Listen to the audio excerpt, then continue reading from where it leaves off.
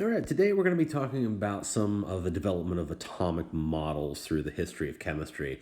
And I think this meme just kind of sums up so much of scientific experimentation and redevelopment as we go. Because what we're going to see is, as always, someone develops a great model, it's used for a while, and then someone comes along and says, hey, bestie, I've got some new data for you, and we're going to see some new things. So that's always fun. So let's take a look at some of these models and see what we find.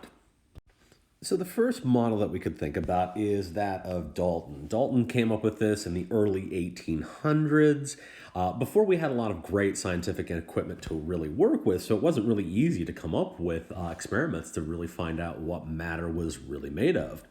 And where Dalton really starts is said that, hey, if I have some sort of matter here, I can start cutting it up into pieces. And if I keep cutting them into smaller pieces, we get smaller and smaller chunks, but eventually we come down to a fundamentally undivisible part. So we could divide this up into these little boxes. Maybe you would prefer to think of them as spheres, but that was his contribution to atomic theory, saying that, hey, if we start dividing up an element, eventually we get down to the smallest individual pieces, which is what we refer to as an atom. So that was our first thought here.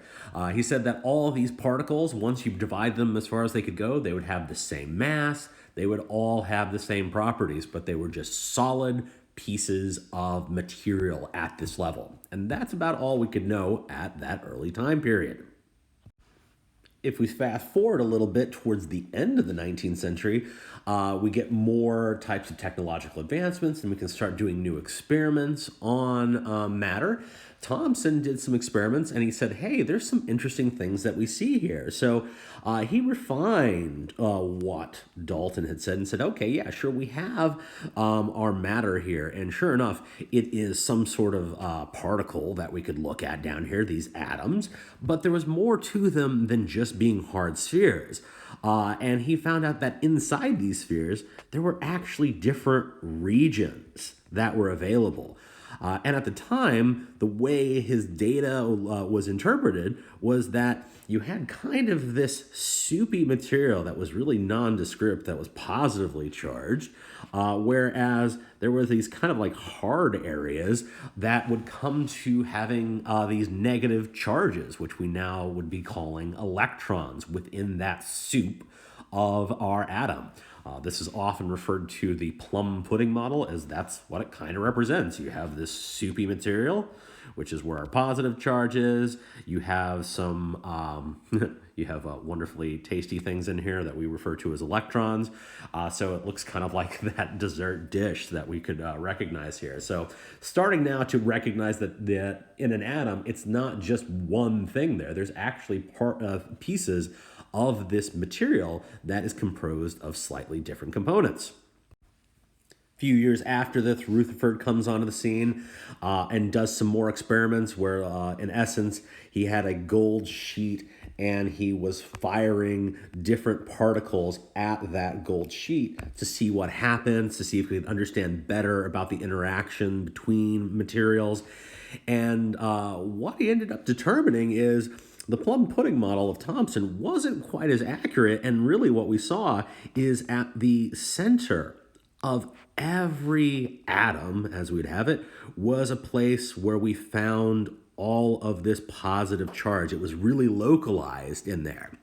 But more importantly, we also see that these negative charges, our electrons, were out here way far away.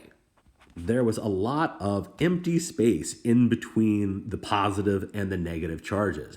And in this drawing here, it's really terrible in terms of scale, but we also find out that our electrons turn out to be very small by comparison to that positive area.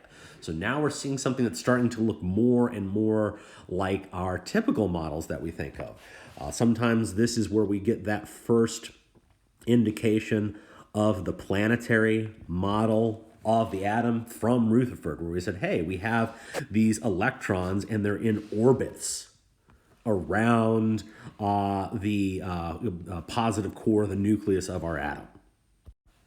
Move forward yet another couple years, Niels Bohr comes on the scene doing more experiments. You'll find out the 1910s, 1920s, 1930s, and 40s. This is really the heyday of really our modern understanding of atomic structure. Bohr comes on the scene, and he's only studying a single proton with a single electron. And what Bohr finds out is, hey, yeah, it does look kind of like that planetary model, but there are multiple places where that electron could be. And what's really key about this observation is Bohr said it could only be here. It could only be here, here, here, specifically in counterpoint to saying it could not be here. Not here, not here. And this was a really big jump here in our understanding, is that there's very specific places where that electron can be. Bohr also was able to show that, hey, there's a way that this electron can move between all of these spots, but it's very particular. It only will hang around in those spots. It's the only places it's found. These other places, nope, not there. So yeah, in the course of about 100 years, we see that there is a vast change in how we have thought about how atoms and matter is actually structured. I kind of stopped here with Bohr at 1913, but there are going to be some changes we're going to see, because the Bohr model, it works, and we've seen it, and we use it quite frequently, but as we find out in so many cases, it's not perfectly correct. It does not actually represent the truth of what an atom is. We'll get to that in a couple more lectures. We'll save that for when we talk about Schrodinger. Schrodinger comes on the scene basically in the 20s and 30s, so a few more years. But that's another topic for another day.